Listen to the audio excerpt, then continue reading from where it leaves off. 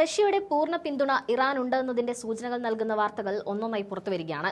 പശ്ചിമേഷ്യയിലെ യുദ്ധകളത്തിൽ അമേരിക്കയും സഖ്യകക്ഷികളെയും കൃത്യമായി ഉന്നം വയ്ക്കാൻ റഷ്യൻ സാറ്റലൈറ്റുകൾ ഇറാനെ സഹായിക്കുന്നെന്ന റിപ്പോർട്ടുകളാണ് പുറത്തുവന്നിരിക്കുന്നത്.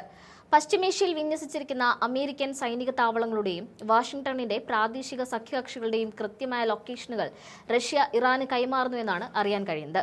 ഇതിനായി റഷ്യൻ സൈന്യത്തിന്റെ പക്കലുള്ള അത്യാധുനിക സാറ്റലൈറ്റ് ചിത്രങ്ങളും രഹസ്യാന്വേഷണ വിവരങ്ങളും ഇറാൻ റവല്യൂഷണറി ഗാർഡ്സിന് ലഭ്യമാക്കി തുടങ്ങിയിട്ടുണ്ട്.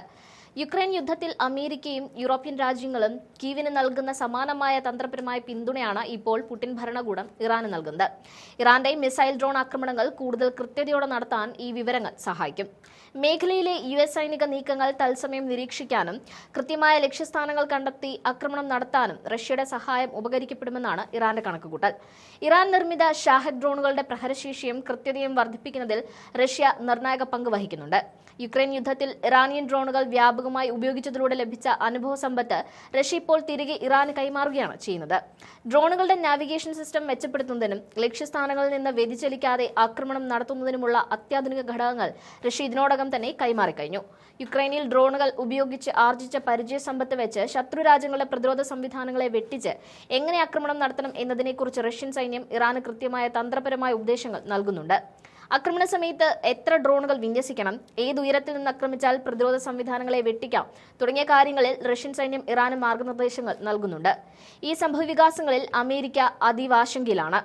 അമേരിക്കൻ പ്രസിഡന്റ് ഡൊണാൾഡ് ട്രംപ് തന്നെ ഈ വിഷയത്തിൽ പ്രതികരണവുമായി രംഗത്തെത്തിയിട്ടുണ്ട്.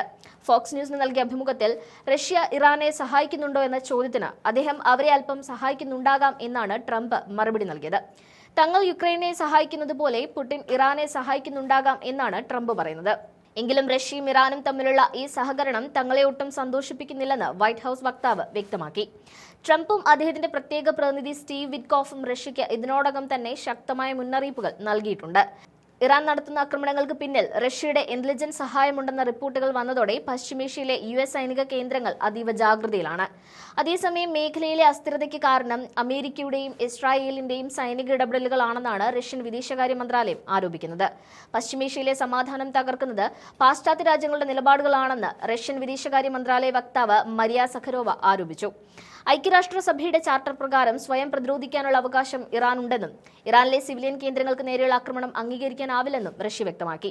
USഉം ഇസ്രായേലും ആക്രമണങ്ങൾ അവസാനിപ്പിച്ച ചർച്ചയ്ക്ക് തയ്യാറാവണമെന്ന ആവശ്യമാണ് റഷ്യ ആവശ്യപ്പെടുന്നത്. ഇതിനായി മധ്യസ്ഥത വഹിക്കാൻ തയ്യാറാണെന്ന് ക്രെംലിൻ വക്താവ് ദിമിത്രി പെസ്കോവ് അറിയിച്ചിട്ടുണ്ട്. ഇറാന് സംഘർഷം ലഘൂകരിക്കാൻ ആവശ്യമായ വിവിധ നിർദ്ദേശങ്ങൾ റഷ്യ മുന്നോട്ട് വെച്ചിട്ടുണ്ടെന്നും അദ്ദേഹം കൂട്ടിച്ചേർത്തു.